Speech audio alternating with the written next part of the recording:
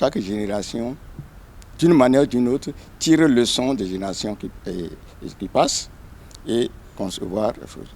Vous avez vu, quand on analyse aujourd'hui ce qui s'est passé le 16 janvier, là, vous avez vu, on sentait l'attachement des Béninois à leur pays.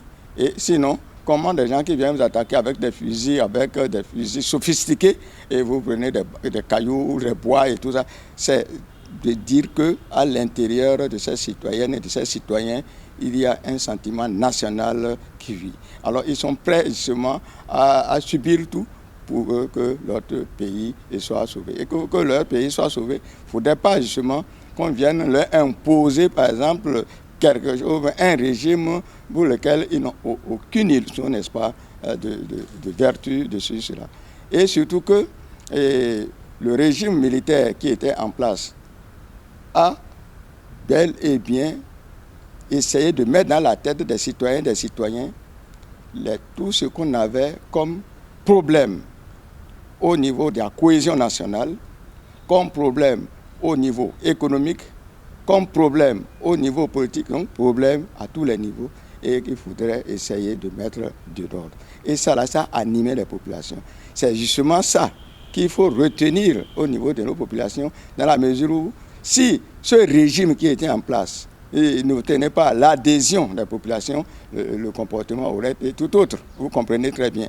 Et c'est cela qui a permis, justement, lorsque le président Kérékou a lancé son appel. C'est ce jour-là, je me rappelle très bien, les fusils sophistiqués de la Corée d'Argentine et tout.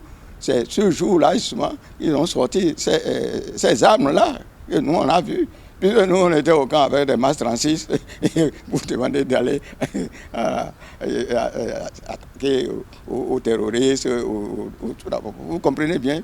Aujourd'hui, ça fait un peu rigoler, mais il faudrait savoir que réellement, il y avait un sentiment qui animait le peuple béninois, que ce soit du nord, du sud, de l'est ou de l'ouest, par rapport à sa stabilité, pour que les gens ne viennent pas et déstabiliser ce régime, pour mettre parce que les populations ne savaient pas, en faisant partie Kérékou, quels sont ceux qui vont arriver, quand bien même on connaît, on ne donne pas les noms, bien entendu, mais ils ne sont pas rassurés qu'ils feraient mieux que ce que, à l'époque, le président Kérékou était en train de faire. Bon, avec le temps, on analyse, 48 ans aujourd'hui, bon, malheureusement, épée à leur âme. Vous ne pouvez pas, quand vous venez dans un village ou dans un quartier, vous ne pouvez pas trouver quelqu'un qu'on dit, on ne sait pas d'où il est.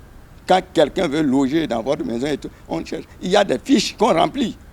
Il est qui, il est quoi, il fait quoi, ainsi de suite. Mais combien de gens qui sont dans nos différentes contrées, là, dans nos différents villages, dans nos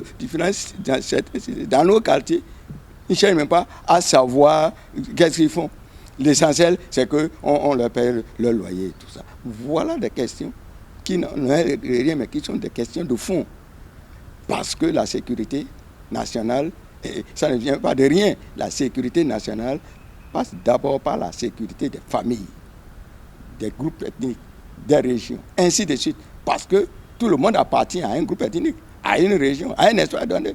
Une fois que vous dites, il faut assurer ça, mais qui n'est pas de quelque part.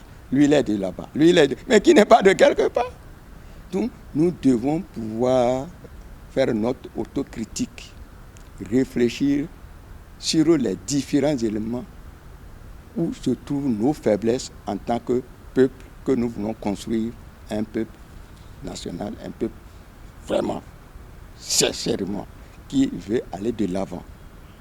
Un peuple qui soit digne, fier, et que cette fierté va pouvoir aller justement dans le sens de la complémentarité que nous avons sur le plan culturel, sur le plan spirituel, pour arriver justement de plus en plus à la stabilité.